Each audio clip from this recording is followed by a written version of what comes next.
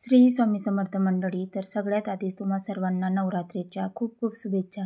तर इथं माझे दसऱ्याचे क्लिनिंगचं काम चालू आहे, कारण की किचनमध्ये खूप घाण झाली होती. तर मला फक्त किचनच आवरायचं आहे, बाकीचं सगळं मी नंतर करणार आहे. कारण की आता नवरात्रीचे आणि दिवाळीची खूप ब्लाउजांची गर्दी झालेली आहे.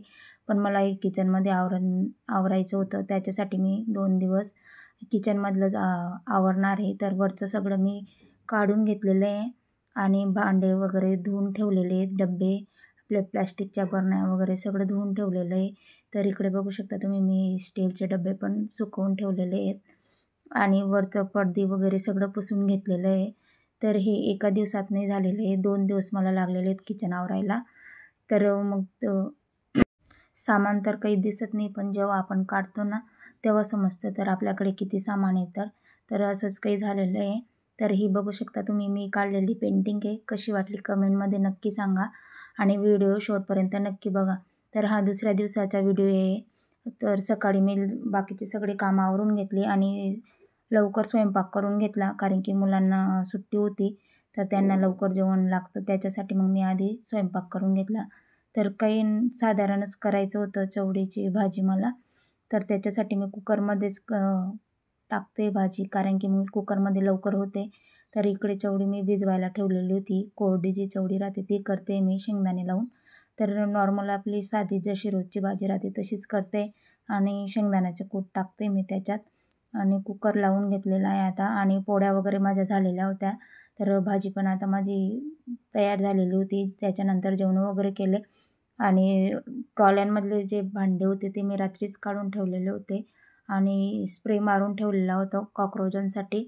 तर आता हे फक्त वरचे जे होते ते मला काढून घ्यायचे होते. तर बाकीच्या ट्रॉल्या मी काही काढत नाही, कारण की ते त्याच्यातले छर्रे वगैरे राहतात ना, ते पडून जातात. तर फक्त हे मधलं ते जे राहतं ते काढून घेते. तर स्प्रे मारल्यामुळे ना रात्रभर मी तसेच राहू दिलेले होते आणि रात्रीच मी भांडे काढून वगैरे ठेवलेले होते, जेणेकरून सकाळी लवकर उठून मग आपल्याला आवरता येतं. तर मग मी भांडे वगैरे धुवून ठेवलेले आहेत. त्याच्यानंतर हे ट्रॉल्या काढून आता हे ट्रॉल्या पण मला घासून घ्यायच्या आहेत. आणि मुलं घरी राहिले का जास्त काम, ज्या दिवशी आपण काम काढावं त्या दिवशी मुलं मुद्दामून त्रास देतात. तर तसंच काही चालू होतं दोघं भाऊ बहिणींचं. तर इथं मी ट्रॉल्या वगैरे काढून घेतल्या आणि त्याच्यातलं जे घाण राहते ते झाडून घेतलेली आहे. तर सगळं मी आधी झाडून घेते, त्याच्यानंतर मी पाणी टाकून धुवून घेणार आहे. तर इकडे ट्रॉलीतले भांडे पण मी घासून घेतले, बघू शकता तुम्ही. आणि बाकीचे भांडे पण मी पुसून ठेवलेले आहेत. तर जे आता मी घासले त्यांना पण पुसून ठेवणार आहे. तर ही कढई बघू शकता तुम्ही किती काळी झालेली आहे. तर ती मी आता नंतर घासणार आहे, कारण की त्याला वेळ लागणार आहे. त्याच्यासाठी मग मी ती बाजूला राहू दिली होती. तर आता जे नवीन मी भांडे घासून आणले त्याच्यात पाणी, त्याच्यामुळे मग मी अशा प्रकारे पंख्याच्या हवेखाली सुकवून घेते, कारण की बाहेर पण वातावरण खराब आहे आणि अधूनमधून पाऊस पण चालू आहे. तर त्याच्यासाठी बाकीचं सुकवायचं होतं मला, ते काही मी काढलं नाही. फक्त हे भांडे वगैरे ट्रॉलीतले तेच इथं काढून घेतलेले आहे आणि बाकीचे धान्य जे ते नंतर मी ऊन पडलं की मग टाकणार आहे बाहेर.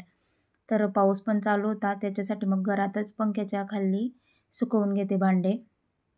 तर इथं भांडे वगैरे माझे सगळे ठेवून घेतले मी आणि त्याच्यानंतर मग ही कढई आता मला घासून घ्यायची होती. तर मी ही कढई आहे ना अशीच काळी होत राहते, घासली तरी पण मग नंतर काही दिवसांनी अशी काळी होते. तर त्याच्यासाठी मग मी इथं आहे ना हे भैया पावडर यूज करते. तर भैया पावडरने मस्त साफ होते कढई. पण मग मी नेहमी भैया पावडरने काही साफ करत नाही, आपले साधेच धुवून टाकते.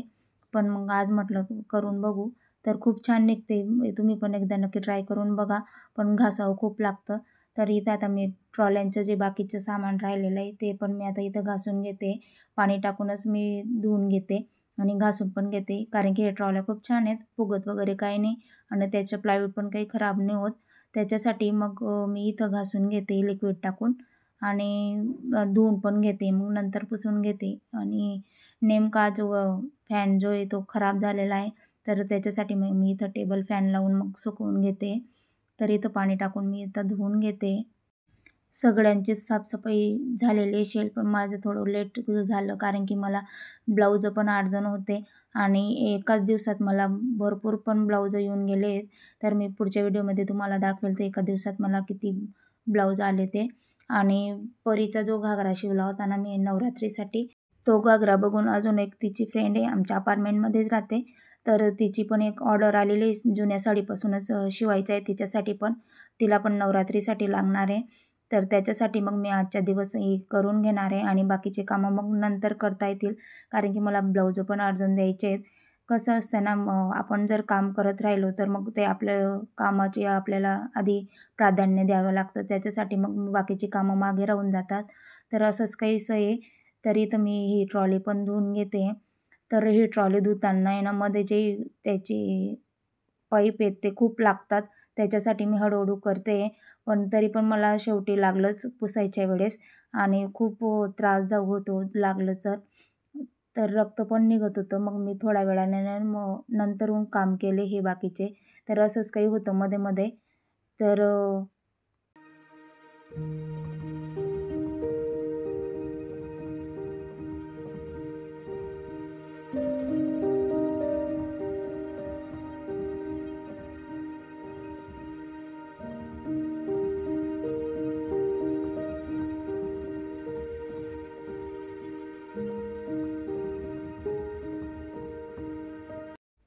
तर लागल्यावर मी थोडी हळद लावली. त्याच्यानंतर परत कामाला चालू केलं.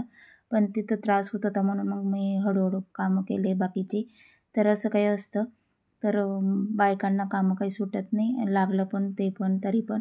तर इथं मी सगळं साफ करून घेते.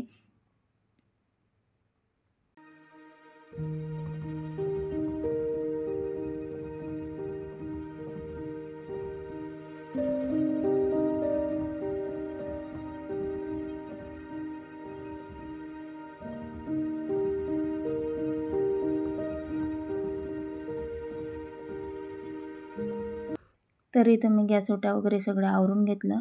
तर खाली कोरडं झालेलं होतं, म्हणजे मी पुसून घेतल्यामुळे सुकलं होतं लवकरच. तर इथं मी आता डांबर गोळ्या पण टाकून घेते आणि हीट पण मारून घेतलेलं होतं. तर ट्रॉल्या तर काढल्या जातात, पण लावायच्या वेळेस खूप त्रास होतो. तर म्हणूनच मी बाकीच्या काढल्या नाही आणि त्याच्यानंतर मग मी इकडची पण लावून घेतली. 2-3 वेळेस मागे पुढे केलं की मग बरोबर ते ॲडजस्ट होते मध्ये. तर ह्या ट्रॉलीने मला खूपच त्रास दिला, कारण की ती लवकर मध्ये गेलीच नाही. तर बरोबर अर्धा 1 तास माझा त्याच्यातच वाया गेला. पण शेवटी लागली. तर आता मी इथं सगळे सुकलेले भांडे, ट्रॉल्या वगैरे सगळं आणून घेते आणि लावून देते. तर इथं मी पातेल्या वगैरे ठेवत असते मधल्या याच्यात आणि वरच्या याच्यात चमचे, परत वाट्या आणि मोठे चमचे ते सगळे या वरच्या ट्रॉलीमध्ये राहतं.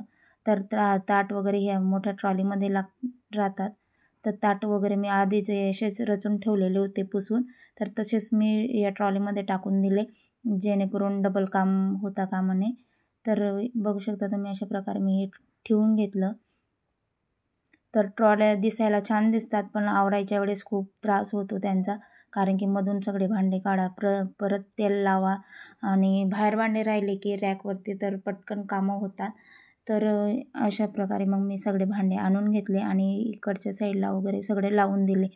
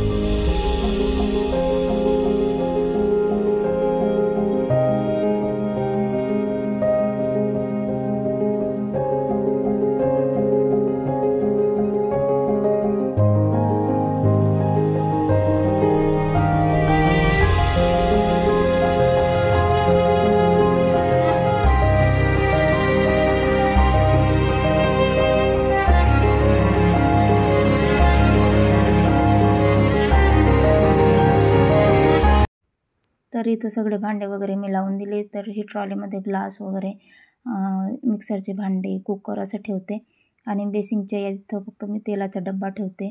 तर इकडच्या साईडला डिश वगैरे ठेवते आणि खालच्या साईडला मी सांगितलंच होतं तर ताट वगैरे ठेवते मी. तर ट्रॉल्यांचा कलर खूप छान आहे, मला आवडतो. धुतल्या की एकदम नव्यासारख्या दिसतात. तर अशा प्रकारे माझं किचनचं काम झालेलं आहे आणि आता कुठं बरं वाटतं आहे तर आपलं काम फायनली झालं. तर ही कपाटमधलं मला आवरायचं आहे अजून. तर ही डायनिंग टेबलची कपाट आहे जी की खालच्या साईडला ओपन होते. तर असा होता आजचा व्हिडिओ. तर व्हिडिओ आवडल्यास लाईक, शेअर आणि चॅनलला सबस्क्राईब करा. तर भेटू पुढच्या व्हिडिओमध्ये. बाय.